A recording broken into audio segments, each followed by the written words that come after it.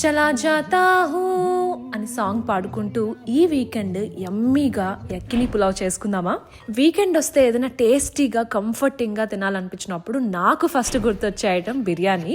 మరి మీకు ఫస్ట్ గుర్తొచ్చే ఐటమ్ ఏంటో కమెంట్ చేసి చెప్పండి. కానీ బిర్యానీ చేయడం అంటే పెద్ద ప్రాసెసే కదా. సో ఓపిక లేనప్పుడు ఈజీగా ఫాస్ట్గా అయిపోయే డిష్ ఒకటి అని తెలుసుకున్నా, అదే యక్కిని పులావ్. ఈ డిష్ ఎలా చేయాలో చూపిస్తాను, లెట్స్ గో. ఫస్ట్ అయితే నేను ఒక 3 టేబుల్ స్పూన్స్ ఆఫ్ గీ వేసాను.